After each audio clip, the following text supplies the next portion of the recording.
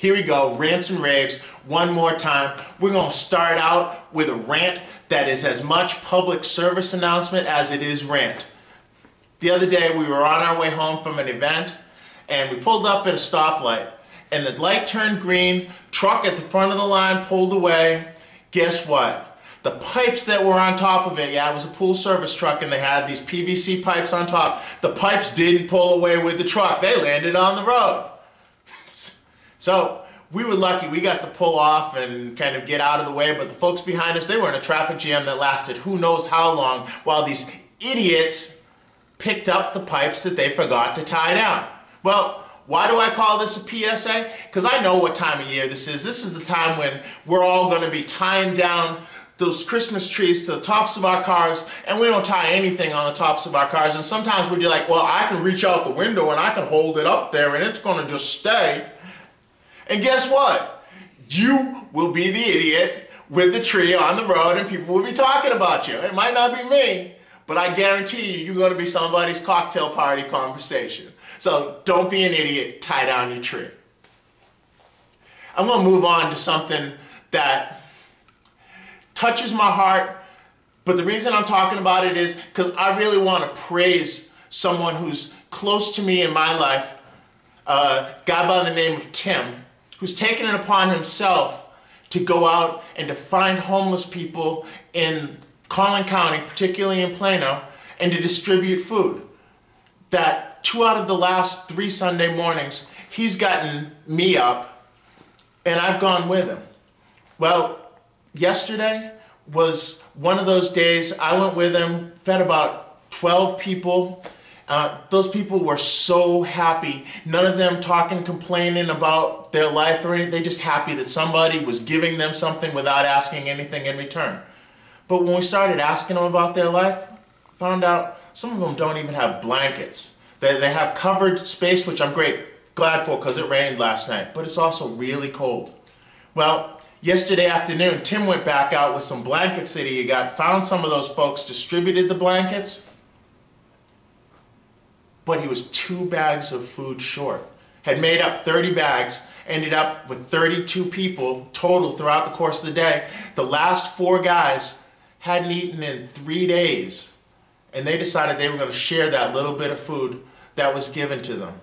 That I got a rave about Tim for taking this on as his calling. He kind of considers it his ministry. Talks about bringing the guys to church, asks them if they need a ride. That I want to praise him to the highest level, but I can't help but be sad that there's people in this day and age in the land of plenty that do what this guy by the name of Czech, we can't pronounce his last name, but he's from Czechoslovakia and everybody calls him Czech. When we ran into him at 6:45, he talked about he had found a full hamburger in one of the dumpsters. And he said, you know me, I'm a dumpster diver.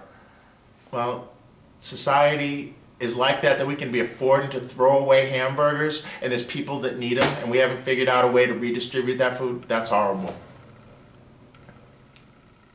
That brings me back to tennis. Because just like what Tim does, there have been people all over the country that have been using tennis as a way to uplift young people for a long time. That guys like Bobby Curtis down at Moore Park in Miami that tossed balls for so many years for free, said he was blessed that he had a wife that was understanding that allowed him to do that.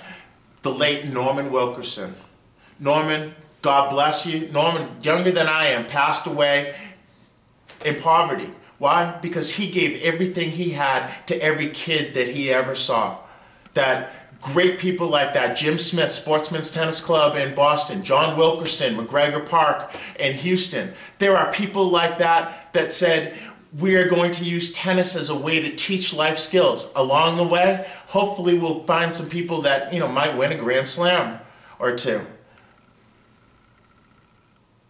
On the flip side of that, the people that have corrupted the process, that say, well, we can get a lot of money, we can make a lot of ways that us, with our Harvard MBAs, we can raise money and we can pay ourselves salary for helping all these young people and we're going to change the name of all the programs to tennis and education.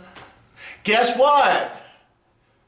Tennis was the education. These people that took these kids and gave them dreams and showed them how to work at it for all of that time, taught them all these lessons that y'all putting down. But we tell the kids that if you play tennis, we're going to teach you these things. And then you don't teach them any of it. Because you're talking about its balance and and they're no longer chasing a dream. And they're not learning the lessons. You've corrupted it.